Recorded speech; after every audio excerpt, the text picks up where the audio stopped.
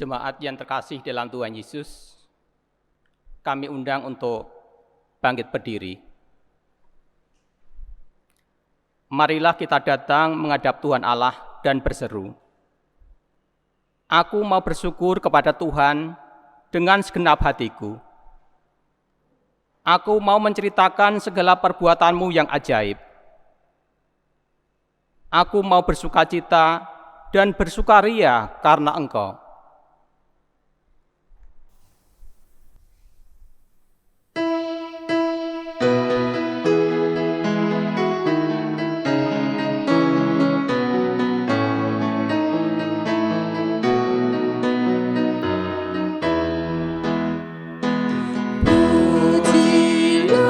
Tuhan Sang Raja yang Maha Mulia,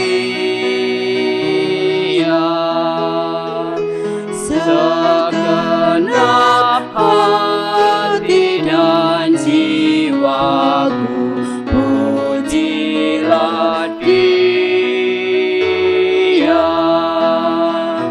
Datang berilah musikmu berkah, angkatlah pujian.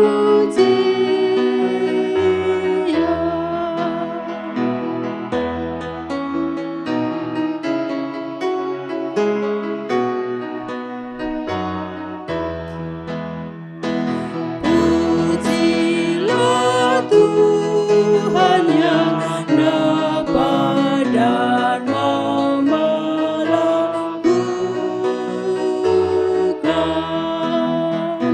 jamaah lebih doamu dan yang kau rindukan. Ingat aku, Ia berkuasa penuh, kasih-Nya terus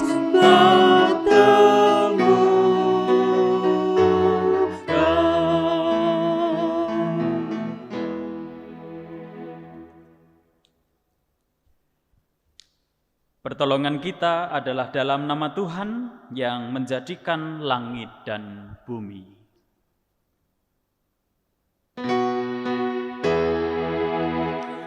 Amin, amin,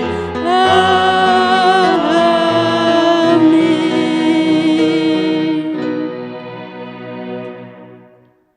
Kasih Tuhan besertamu. Amin. Jemaat dipersilahkan duduk.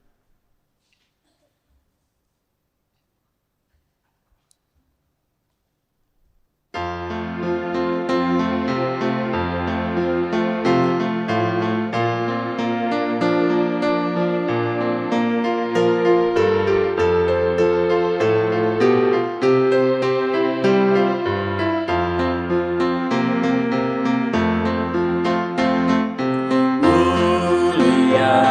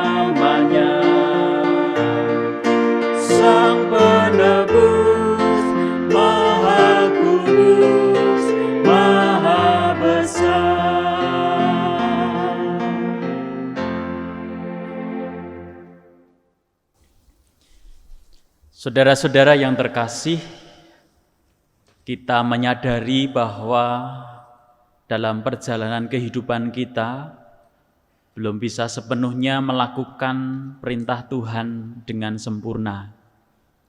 Karena itu mari kita datang kepada Tuhan di dalam doa pribadi kita untuk mengakui dosa di hadapan Tuhan.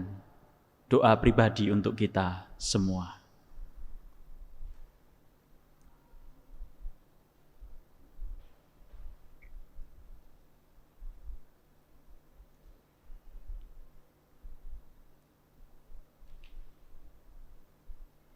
Kami sadar akan pelanggaran dosa kami, ya Tuhan.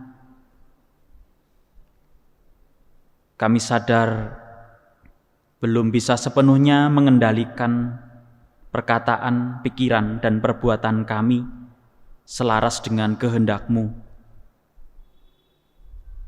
Kami sadar akan keringkihan dan kerapuhan kami, sehingga kami masih sering dikendalikan oleh keinginan pribadi kami dibandingkan menuruti kehendak Tuhan. Kami sadar dan kami akui semuanya itu di hadapan Tuhan. Di dalam Kristus kami mengaku dosa. Amin.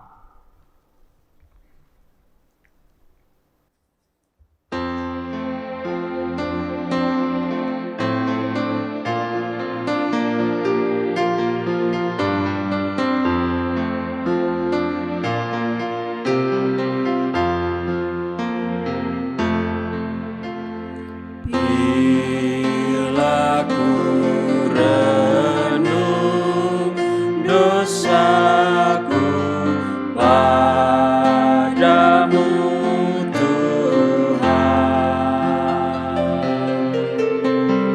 yang berulang ku lakukan di hadapanmu.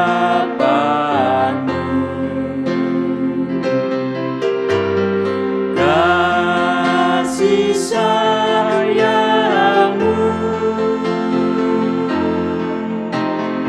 perlindunganku, di bawah naungan sayap-Mu damai hatiku. Kasih sayang-Mu pengharapanku.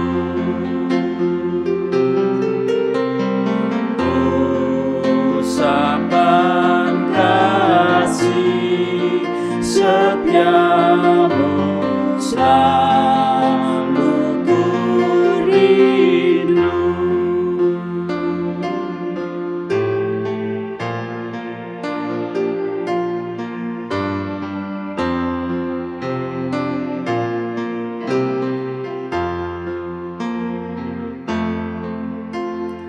Rasa angkuh dan sombongku masih menggoda.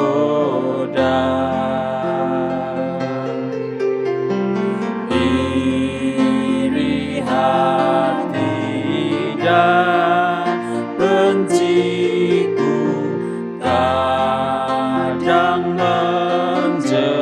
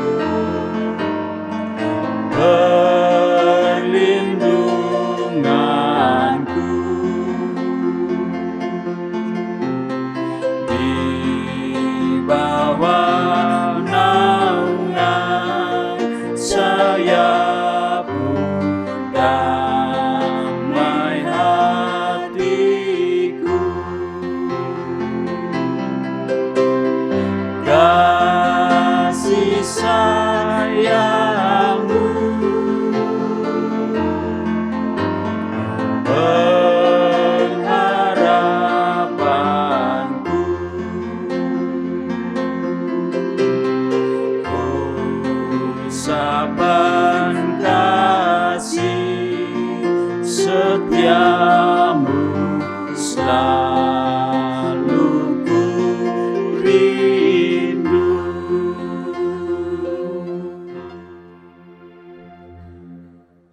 Jemaat kami undang berdiri. Kini terimalah berita anugerah dari Tuhan. Dan Kristus telah mati untuk semua orang, supaya mereka yang hidup tidak lagi hidup untuk dirinya sendiri, tetapi untuk Dia yang telah mati dan telah dibangkitkan untuk mereka. Sebab itu, kami tidak lagi menilai seorang juga pun menurut ukuran manusia. Dan jika kami pernah menilai Kristus menurut ukuran manusia, sekarang kami tidak lagi menilainya demikian. Jadi, siapa yang ada di dalam Kristus, ia adalah ciptaan baru. Yang lama sudah berlalu, sesungguhnya yang baru sudah datang. Demikianlah berita anugerah dari Tuhan, di dalam Kristus kita telah diampuni.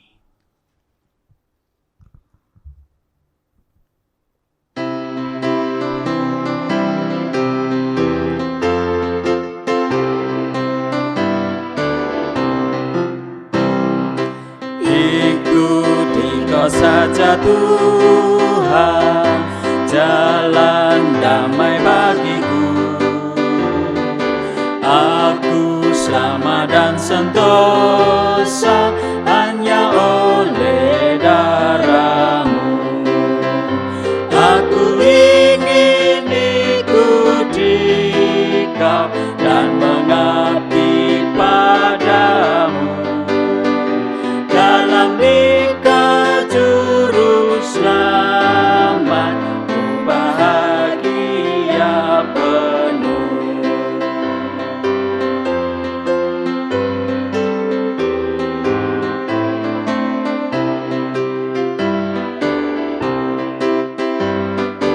Ikuti Kau di sengsara, karena janji-Mu teguh. Atas kuasa kegelapan, ku menang bersama-Mu. Aku ingin ikuti Kau dan mengabdi padamu.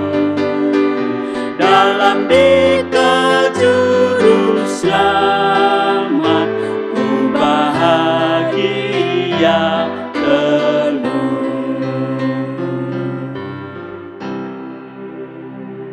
Jemaat dipersilahkan duduk.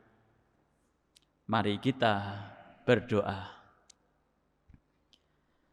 Bapa di surga, saat ini kami akan mendengarkan firman-Mu, sabda firman yang adalah sarana pemelihara kehidupan iman kami, yang menjadi pelita bagi kaki kami dan terang bagi jalan kehidupan, sehingga kami selalu berpengharapan dalam segala keadaan apapun. Kiranya Roh-Mu yang kudus menerangi hati dan pikiran kami, supaya kami dapat mengerti, memahami, dan tergerak hati melakukan firman-Mu dalam kehidupan sehari-hari. Bersabdalah ya Tuhan, kami siap mendengar. Di dalam Kristus Yesus kami memohon. Amin.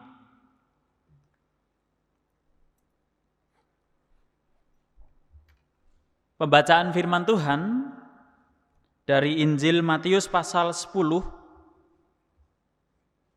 ayat 24 sampai 39. Injil Matius pasal 10 ayat 24 sampai 39. Seorang murid tidak lebih daripada gurunya atau seorang hamba daripada tuannya. Cukuplah bagi seorang murid jika ia menjadi sama seperti gurunya, dan bagi seorang hamba jika ia menjadi sama seperti tuannya. Jika tuan rumah disebut Beelzebul, apalagi seisi rumahnya. Jadi janganlah kamu takut terhadap mereka, karena tidak ada sesuatu pun yang tertutup, yang tidak akan dibuka, dan tidak ada sesuatu pun yang tersembunyi, yang tidak akan diketahui. Apa yang kukatakan kepadamu dalam gelap, katakanlah itu dalam terang, dan apa yang dibisikkan ke telingamu, beritakanlah itu dari atas atap rumah. Dan janganlah kamu takut kepada mereka yang dapat membunuh tubuh, tetapi yang tidak berkuasa membunuh jiwa. Takutlah terutama kepada Dia yang berkuasa membinasakan baik jiwa maupun tubuh di dalam neraka. Bukankah burung pipit dijual 2 ekor seduit? Namun seekor pun daripadanya tidak akan jatuh ke bumi di luar kehendak Bapamu. Dan kamu, rambut kepalamu pun terhitung semuanya. Sebab itu janganlah kamu takut, karena kamu lebih berharga daripada banyak burung pipit. Setiap orang yang mengakui aku di depan manusia, aku juga akan mengakuinya di depan Bapa-Ku yang di surga. Tetapi barang siapa menyangkal aku di depan manusia, aku juga akan menyangkalnya di depan Bapa-Ku yang di surga. Jangan kamu menyangka bahwa aku datang untuk membawa damai di atas bumi. Aku datang bukan untuk membawa damai, melainkan pedang. Sebab aku datang untuk memisahkan orang dari ayahnya, anak perempuan dari ibunya, menantu perempuan dari ibu mertuanya, dan musuh orang ialah orang-orang seisi rumahnya. Barang siapa mengasihi bapa atau ibunya lebih daripadaku, ia tidak layak bagiku. Dan barang siapa mengasihi anaknya laki-laki atau perempuan lebih daripadaku, ia tidak layak bagiku. Barang siapa tidak memikul salibnya dan mengikut aku, ia tidak layak bagiku. Barang siapa mempertahankan nyawanya, ia akan kehilangan nyawanya. Dan barang siapa kehilangan nyawanya karena aku, ia akan memperolehnya. Demikianlah Injil Yesus Kristus. Berbahagialah mereka yang mendengarkan firman Tuhan, memelihara serta memberlakukannya dalam seluruh hidupnya. Haleluya.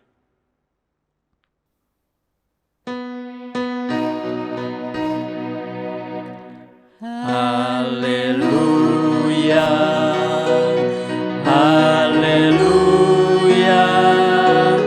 haleluya.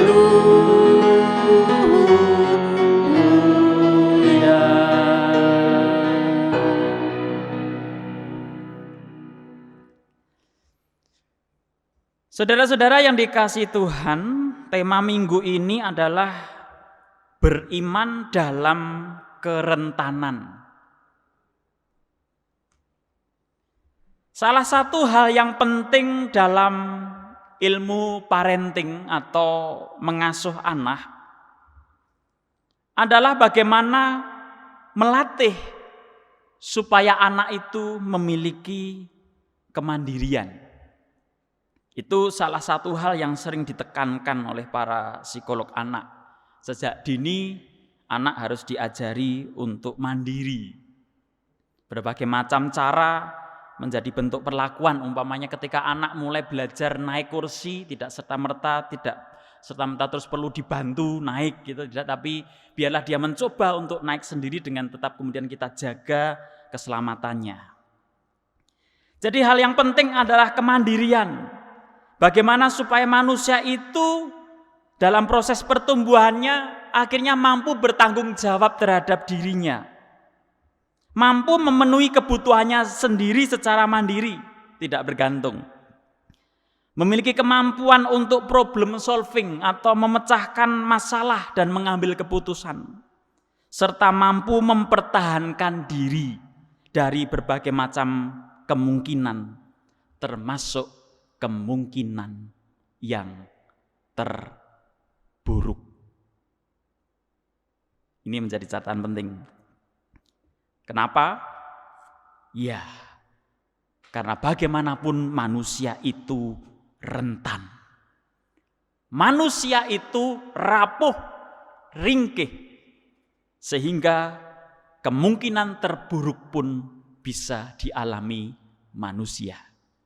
Oleh karena itu, perlu memiliki kemampuan untuk mempersiapkan diri dalam segala keadaan.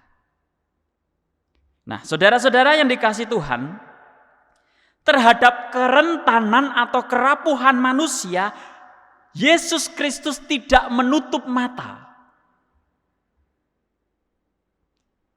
Justru karena kerentanan dan kerapuhan manusia itulah yang menjadi fokus.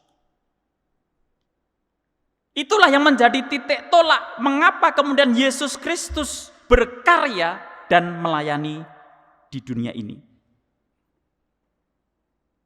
Jadi bisa kita lihat bagaimana selama karya pelayanannya di dunia ini apa-apa saja yang Yesus lakukan. Karena manusia rentan terhadap penyakit, maka salah satu pelayanan yang Yesus lakukan adalah menyembuhkan orang sakit. Karena manusia rentan terhadap situasi ketidakmapanan, sampai pada situasi yang terburuk itu, maka Yesus pun menggambarkan bahwa anak manusia dan juga orang-orang yang mau mengikutnya itu sampai dikatakan tidak punya tempat untuk membaringkan kepalanya. Seseorang yang tidak punya tempat untuk membaringkan kepalanya artinya berarti dia tidak punya rumah. Orang yang tidak punya rumah adalah tunawisma atau gelandangan. Itu menggambarkan bahwa kerentanan manusia bisa saja mengalami situasi yang seperti itu. Manusia rentan terhadap kekuatan alam semesta. Maka ada peristiwa Yesus meredakan angin ribut. Dan banyak sekali yang lain gitu ya. Kekuatan alam tidak hanya angin ribut, tetapi bencana-bencana alam yang lain, gempa bumi, tanah longsor, banjir, itu juga menjadi suatu bentuk kekuatan alam tadi, dan itu pun menjadi bagian dari apa yang Yesus lakukan. Termasuk manusia tidak kebal dari para pembencinya yang akan menganiaya dia, yang kemudian juga tidak kebal dari kemungkinan berhadapan dengan penguasa yang sewenang-wenang. Dan bukankah kekristenan awal, kekristenan mula-mula juga kemudian berhadapan dengan situasi yang seperti itu. Termasuk mengapa kemudian ada kitab Wahyu itu kan dalam konteks ketika umat beriman kala itu sedang ditindas, sedang dianiaya.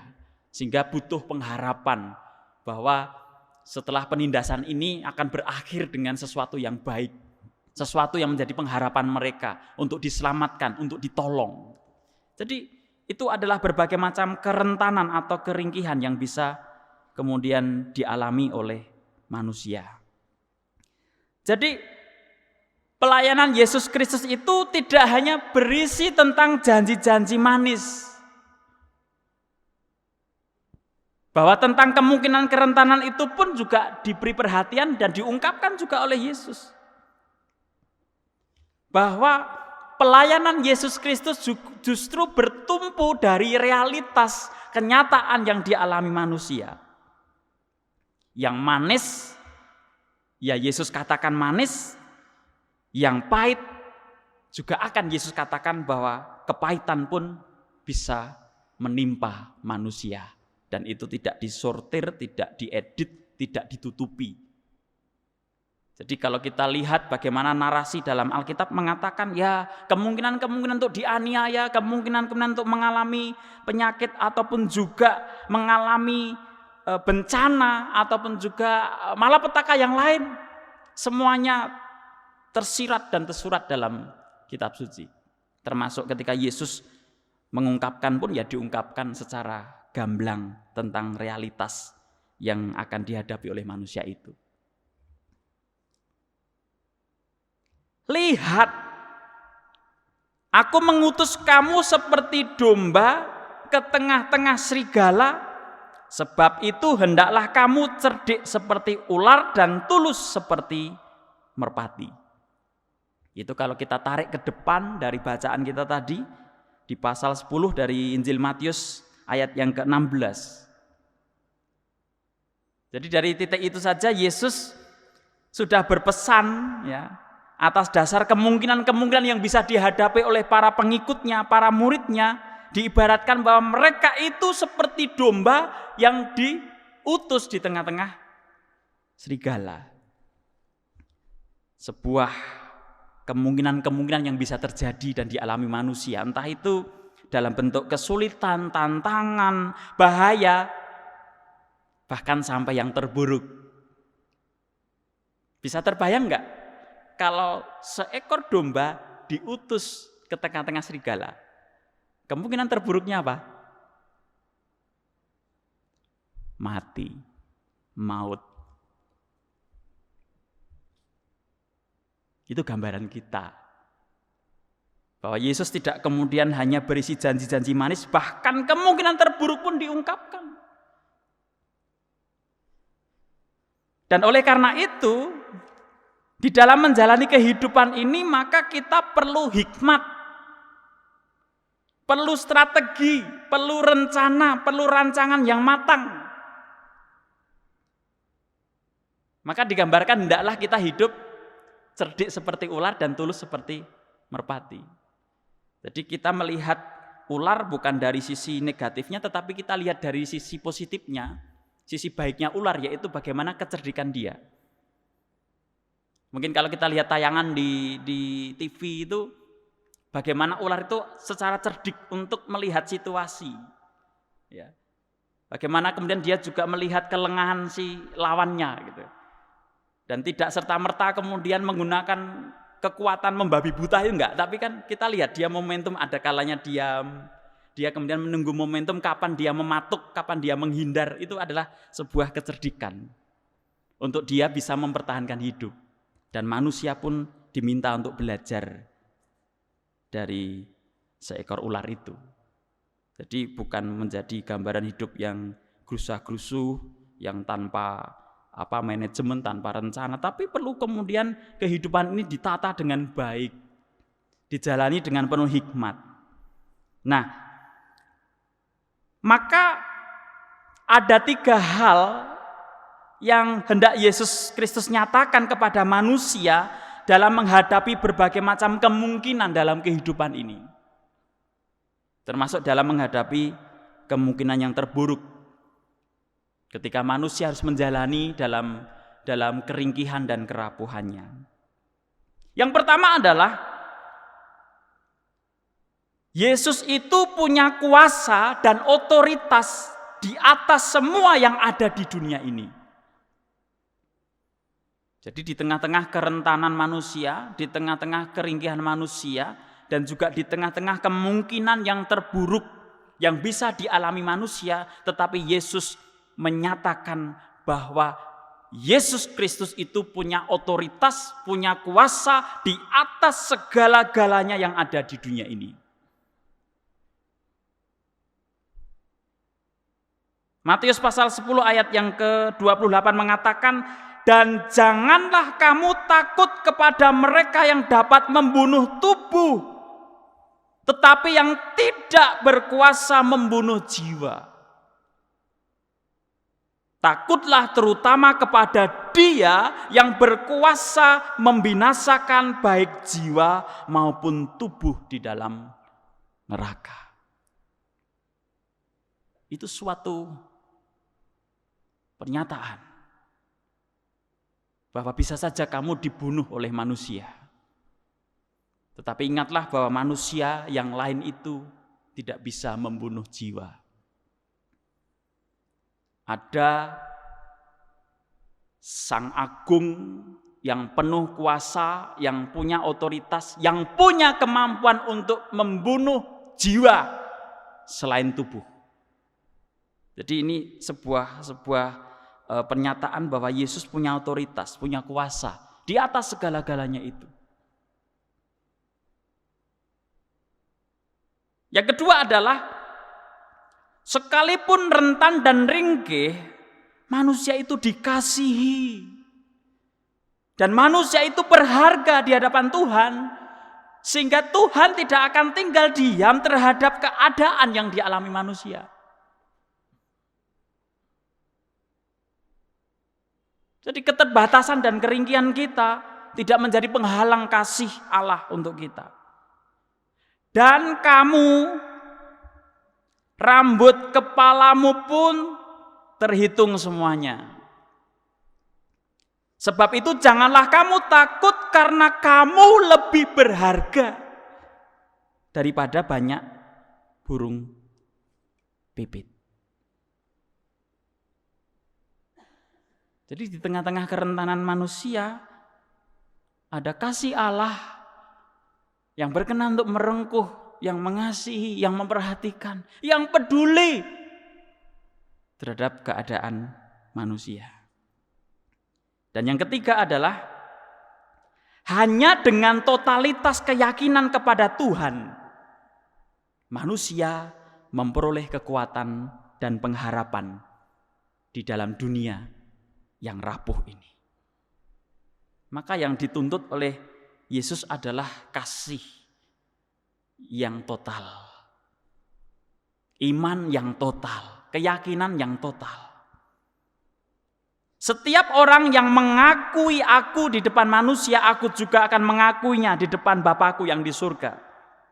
Barang siapa mengasihi bapa atau ibunya lebih daripadaku, ia tidak layak bagiku. Dan barang siapa mengasihi anaknya laki-laki atau perempuan lebih daripadaku, ia tidak layak bagiku. Ini bukan sebuah ajaran untuk membenci orang-orang yang kita kasihi. Tetapi dalam suatu konteks, karena kita itu rentan, karena kita itu rapuh, kalau kita bersandar atau bergantung hanya kepada manusia, maka kita akan binasa.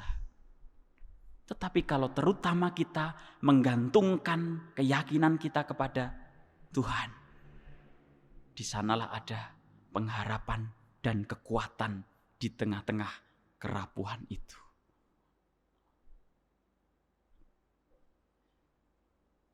Nah, saudara-saudara yang dikasihi Tuhan, ketika Yesus Kristus saja memberi tempat atau memberi perhatian dan memahami betapa rapuhnya manusia, mengapa justru terkadang kita lupa, tidak sadar bahwa kita ini rapuh dan terbatas.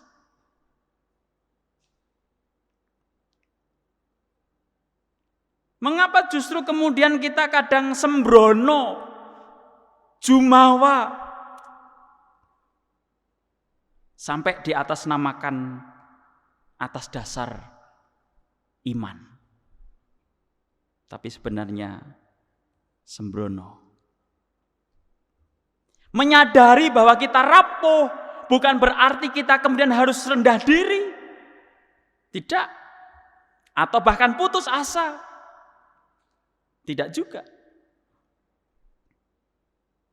Keyakinan iman yang total kepada Yesus Kristus Bukan berarti kemudian menjadikan kita jumawa dan sembrono. Atas dasar keyakinan iman kita, tetapi kemudian kita abai bahwa iman kita tidak kita dasari dengan hikmat, bahwa kita tidak cerdik seperti ular dan tidak tulus seperti merpati. Bagian atau ranah hidup kita adalah menjalani sebaik-baiknya kehidupan ini dengan tanggung jawab. Soal penentu akhir biarlah kita serahkan kepada yang mempunyai otoritas, yaitu Tuhan sendiri. Nah, saudara-saudara yang kasih Tuhan Yesus Kristus, kita sadar benar bahwa masa-masa sekarang ini adalah masa-masa yang begitu berat, yang semakin membuktikan dan menunjukkan betapa rapuhnya kita sebagai manusia. Tetapi ingat bahwa kerapuhan kita tadi tidak menjadi penghalang kasih Tuhan berlaku atas kita. Tetapi ketika kemudian kasih Tuhan itu kita alami dan kita rasakan, bukan berarti kita juga kemudian sakarpe dewe untuk kemudian atas nama iman, atas nama keyakinan kita, bahwa kemudian kita akan kebal. Karena tidak ada tulisan ataupun kesaksian dalam Alkitab orang percaya sekali bersiapa, Ayub, siapa lagi, Musa dan sebagainya, mereka pun tidak kebal dari kerapuhan itu.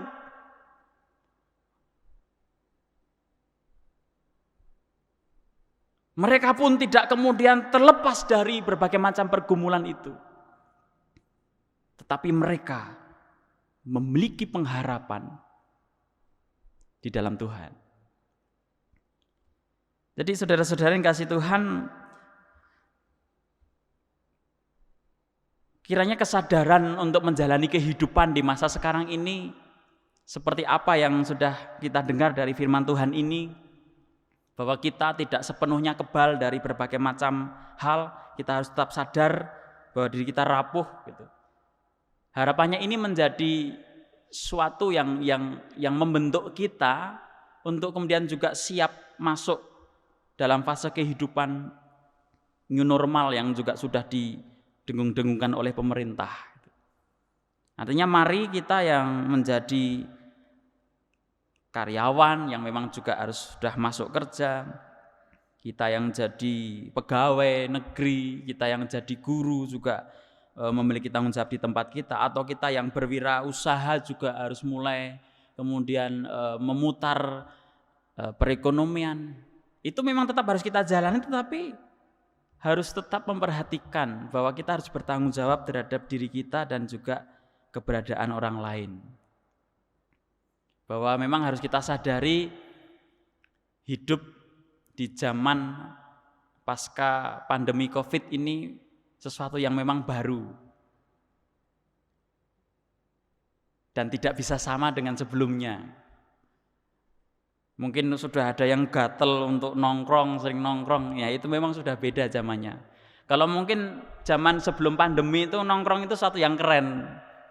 Tapi kalau sekarang nongkrong itu malah justru apa? Kelihatan bahwa ada ego dalam diri dan kadang kemudian mengabaikan keselamatan orang lain. Ya nongkrong boleh tetap protokol kesehatan lah gitu. Termasuk mungkin gereja kita GKJ Tegal belum akan tergesa untuk melaksanakan ibadah di gereja itu semata-mata karena kita ingin bertanggung jawab terhadap lingkungan kita. Bukan semata-mata hal lain, enggak. Karena ya bagaimana kalau kemudian keberadaan gereja justru mengancam keberadaan orang lain dengan memaksakan diri. Maka ini masih digumuli gitu, masih coba ditimbang-timbang. Satu-satunya guru tempat kita berkonsultasi di masa pandemi ini adalah tenaga medis. Saya pendeta pun nggak bisa jawab kapan virus ini akan pergi. Bagaimana kata Alkitab? Saya nggak bisa jawab. Yang bisa menjawab dan bisa memberi arahan adalah para tenaga medis. Maka kita pun terus berkonsultasi bagaimana keadaan di Kota Tegal sebenarnya. Sehingga kita tidak akan tergesa-gesa untuk itu. Setidaknya Juli nanti pun kita masih akan ibadah rekaman seperti ini gitu ya. Jadi mungkin siapapun itu termasuk para kasepuan sabar nggih gitu ya. Jadi memang belum akan tergesa-gesa. Walaupun mungkin gereja-gereja di sekitar sudah ada yang melaksanakan itu, tetapi kita masih menggumuli benar-benar kapan momentumnya. Karena ketika kita memutuskan untuk ibadah pun juga banyak hal yang harus dipenuhi dan itu tidak mudah karena termasuk adiuswa adalah kategori yang tidak boleh ikut ibadah. Dilema kan gitu. Jadi daripada muncul masalah, ya sudahlah kita rekaman dululah. Kita sabar gitu loh. Kita cerdik seperti ular dan tulus seperti merpati untuk berbakti kepada Tuhan. Jangan ngodor, jangan memaksakan diri gitu ya. Jadi sembari kita mempertimbangkan, berkonsultasi, nanti kalau memang situasinya sudah aman dan memungkinkan pasti juga akan dilaksanakan. Jadi mohon bersabar. Jadi walaupun kita warga Kota Tegal, zona ijo ning aja sembrono. Penyakitnya durung lunga, luwih becik jaga-jaga. Ngibadah dhisik karo keluarga ya gitu ya. Jadi kita menyadari dalam beriman kita kepada Tuhan itu tidak akan meniadakan kerapuhan kita. Kita beriman dalam kerentanan, tetapi ada pengharapan di dalam Tuhan.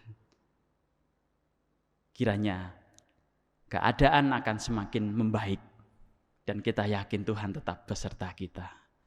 Amin.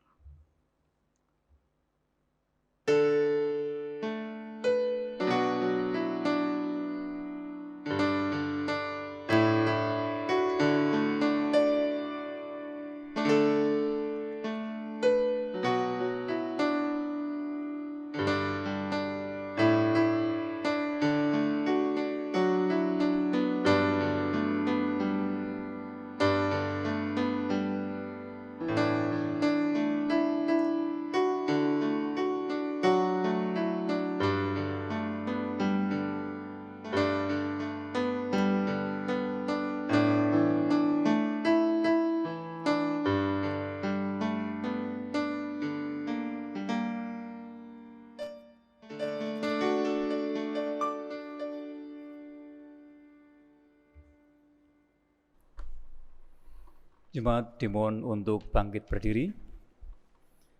Marilah kita bersama-sama memperbarui iman kita dengan membacakan pengakuan iman rasuli yang demikian. Aku percaya kepada Allah, Bapa yang Maha Kuasa, Khalik langit dan bumi, dan kepada Yesus Kristus, Anak yang tunggal Tuhan kita, yang dikandung daripada Roh Kudus, lahir dari anak darah Maria, yang menderita di bawah pemerintahan Pontius Pilatus, disalibkan, mati dan dikuburkan, turun ke dalam kerajaan maut. Pada hari yang ketiga, bangkit pula dari antara orang mati, naik ke surga, duduk di sebelah kanan Allah, Bapa yang Maha Kuasa, dan akan datang dari sana untuk menghakimi orang yang hidup dan yang mati. Aku percaya kepada Roh Kudus, gereja yang kudus dan am, persekutuan orang kudus, pengampunan dosa, kebangkitan daging, dan hidup yang kekal. Jemaat dimohon untuk duduk kembali. Mari kita berdoa menaikkan syafaat kita. Bapa di surga, kami datang kepadamu menaikkan doa syafaat kami di tengah-tengah kerentanan dan keringkihan kami. Kami bersyukur bahwa kami tetap memiliki pengharapan di dalam Tuhan Yesus Kristus, yang mana justru kerapuhan kami sebagai manusia menjadi pusat perhatian pelayanan karya Yesus Kristus di dunia ini. Sehingga di dalam kehidupan kami berpengharapan. Tetapi ya Tuhan, sekalipun kami sudah menerima dan mengalami kasih setia Tuhan itu, kiranya kami tetap berhikmat dan bertanggung jawab atas kehidupan yang telah Engkau berikan. Sehingga Kehidupan kami adalah kehidupan yang menghadirkan damai sejahtera, kehidupan yang membangun kehidupan ke arah yang lebih baik, bukan kehidupan yang merusak atau bahkan mengancam orang-orang yang ada di sekitar kami. Pada saat ini kami berdoa untuk saudara-saudara kami yang sakit. Tuhan kiranya berkati dan beri kekuatan, penghiburan, pengharapan, dan sembuhkanlah mereka ya Tuhan. Biarlah dalam keringkihan mereka tetap berharap dan bersandar kepada Tuhan. Kami juga berdoa untuk setiap pribadi, para jemaat-Mu ataupun juga keluarga-keluarga yang saat ini sedang mengalami kerapuhan oleh karena dihantam berbagai macam problematika hidup yang begitu berat. Kiranya Tuhan tetap menumbuhkan pengharapan dalam kehidupan mereka. Biarlah mereka menyadari dan mengakui bahwasanya memang diri mereka ataupun keluarga mereka adalah keluarga yang rapuh dan rentan. Tetapi jangan sampai hal itu membuat mereka berputus asa, tetapi tetap menaruh pengharapan dan keyakinan hanya kepada Tuhan semata. Kami juga berdoa untuk kehidupan kami sebagai gereja. Jadikanlah kami gereja yang menghadirkan pengharapan baru di tengah-tengah kondisi yang penuh kesulitan ini. Jadikanlah kami sebagai gereja yang membawa kesejukan dan juga menumbuhkan pengharapan bagi orang-orang yang ada di sekitar kami. Biarlah kami dalam suasana keterbatasan dan penuh kesulitan ini tergerak untuk mengulurkan tangan dan menolong mereka yang membutuhkan pertolongan. Kami sadar bahwa pandemi COVID-19 ini berdampak untuk semua orang dan juga semua sektor, termasuk umat-Mu tidak terhindarkan dari semuanya itu. Karena itu ya Tuhan, mampukan kami sebagai gereja-Mu tetap hidup dalam pengharapan iman kami, tetap menjaga kesolidan kebersamaan kami, kesatuan hati kami, untuk tetap peduli dan memperhatikan orang-orang yang ada di sekitar kami. Bapa kami yang di surga, kami juga berdoa untuk pelayanan YSK Tegal yang mengampu TK Bagya Wacana dan SD Putra Wacana. Tuhan percayakan anak-anak yang akan dididik, anak-anak yang akan belajar di sana, yang akan menjadi generasi-generasi pembaharu dalam kehidupan, karena mereka meneladan kepada karakter Kristus yang kemudian menjadikan mereka orang-orang yang tergerak hati untuk menjadi garam dan terang bagi orang-orang yang ada di sekitarnya. Jikalau pada saat ini sedang dalam masa-masa untuk penerimaan murid baru, siswa baru, Tuhan berkati dan Tuhan percayakan anak-anak yang akan sekolah di TK Bagya Wacana maupun SD Putra Wacana. Bapa kami yang di surga, kami juga berdoa untuk kehidupan dunia ini, termasuk kehidupan bangsa dan negara dan juga kota kami. Kami berdoa ya Tuhan, Engkau pulihkan keadaan dunia ini, bangsa kami dan kota kami, supaya pandemi ini segera teratasi dan segera berlalu. Biar setiap upaya yang dilakukan oleh para peneliti, para ilmuwan berhasil menemukan obat vaksin untuk virus COVID-19 ini. Berkati juga setiap upaya yang dilakukan oleh para tenaga medis dalam merawat dan menyembuhkan mereka yang sakit. Tuhan berkati dan Tuhan kuatkan semangat mereka supaya mereka memiliki dedikasi untuk mempersembahkan diri mereka bagi kesembuhan orang-orang yang terpapar virus. Kami juga berdoa untuk setiap upaya yang dilakukan di dunia ini, di bangsa kami dan di kota kami. Biarlah menghasilkan sesuatu hal yang baik, apa yang diupayakan oleh pemerintah untuk memulai kehidupan sehari-hari di berbagai macam sektor dengan tetap menekankan protokol kesehatan. Biarlah itu disadari dan juga dipahami oleh seluruh masyarakat dunia dan juga masyarakat di negara kami, bangsa kami dan juga di kota Tegal, supaya tetap menerapkan disiplin untuk menjaga jarak, menggunakan masker dan juga berperilaku hidup bersih dan sehat. Biarlah kesadaran itu dimiliki oleh masyarakat seluruh dunia ini ya Tuhan, tidak terkecuali di bangsa kami dan juga di kota kami. Biarlah ini menjadi upaya terbaik untuk menghentikan laju persebaran virus COVID-19. Ya Tuhan, kami berdoa untuk mereka yang terus berjuang, para tenaga kemanusiaan yang peduli untuk memberi pertolongan, para tenaga medis dan setiap juga aparat keamanan yang terlibat dalam upaya untuk mewujudkan kehidupan new normal. Tuhan berkati mereka, mampukan mereka untuk melaksanakan tugas dengan sebaik-baiknya.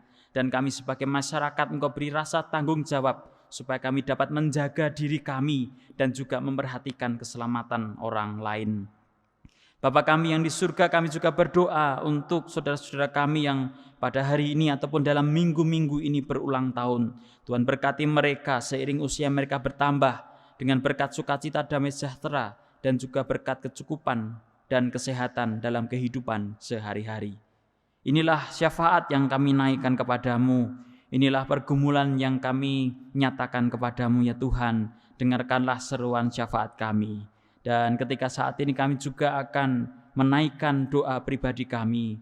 Dengarkanlah doa pribadi kami yang demikian.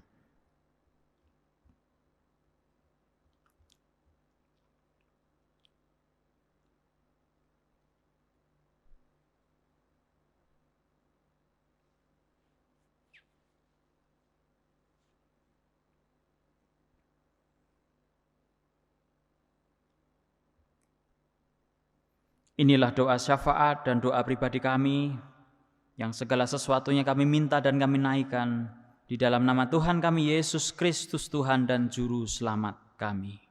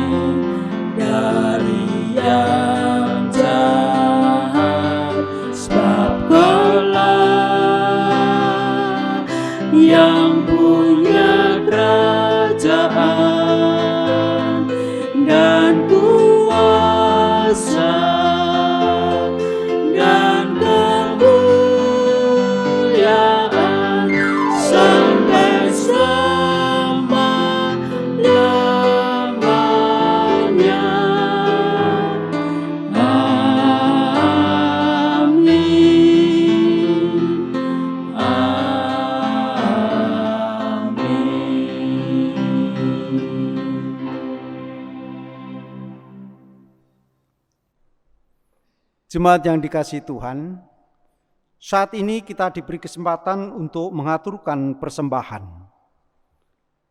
Sebagai landasan persembahan diambil dari 2 Korintus pasal 8 ayat 14 dan 15 yang demikian firman Tuhan. Maka hendaklah sekarang ini kelebihan kamu mencukupkan kekurangan mereka, agar kelebihan mereka kemudian mencukupkan kekurangan kamu, supaya ada keseimbangan.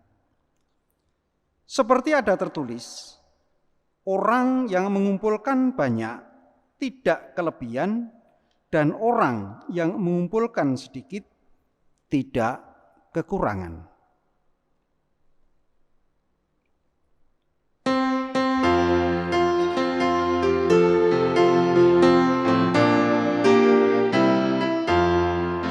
Pakailah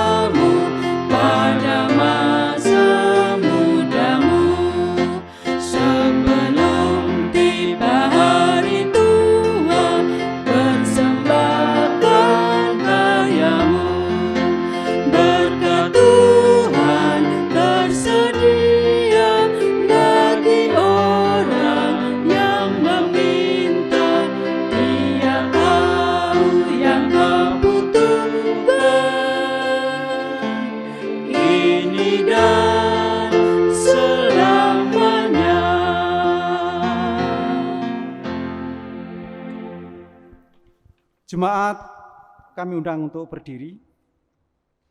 Marilah kita mengaturkan persembahan ini dalam doa. Mari kita berdoa.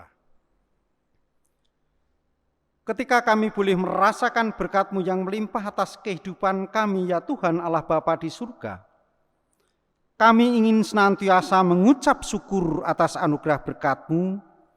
Ketika kami boleh, Tuhan, cukupkan apa yang menjadi kebutuhan kami. Tuhan, berikan keselamatan kami. Tuhan, berikan jalan keluar atas segala permasalahan kami. Semuanya Tuhan limpahkan atas kehidupan kami. Dan ketika kami merasakan berkat-Mu itu, ya Tuhan, kami ingin senantiasa mengucap syukur kepadamu. Dan sekarang ini kami nyatakan dalam bentuk persembahan yang sudah kami persiapkan. Karena kami ingin mengaturkan persembahan kepadamu yang terbaik bagi Tuhan.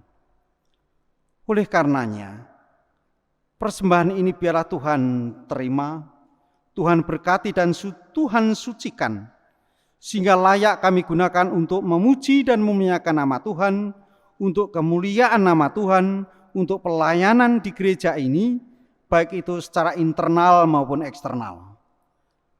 Berkatilah kami ya Tuhan untuk dapat menggunakan persembahan ini di dalam kegiatan sehari-hari. Bapa di surga, ketika dalam mengaturkan persembahan ini ada dosa yang terselip, kiranya Tuhan berkenan mengampuni. Sebab segala sesuatu yang sudah kami aturkan kepadamu, kami alaskan di dalam nama Tuhan Yesus Kristus, Juru Selamat kami. Amin. Jemaat tetap berdiri.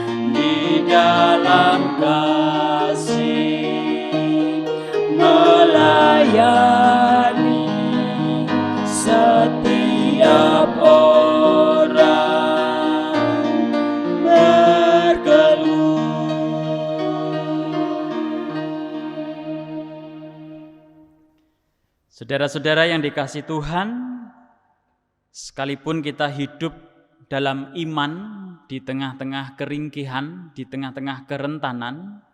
Jangan membuat kita rendah diri dan berputus asa, namun juga jangan membuat kita sembrono atau jumawa dalam iman kita. Mari dalam kehidupan new normal kita mempertimbangkan banyak hal ketika hendak bertingkah laku dalam perbuatan-perbuatan kita. Hendaklah kita memperhatikan keselamatan diri kita dan juga keselamatan orang lain.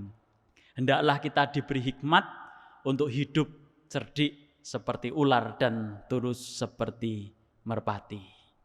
Kini arahkanlah hatimu kepada Tuhan, jadilah saksinya dimanapun berada, dan terimalah berkat Tuhan.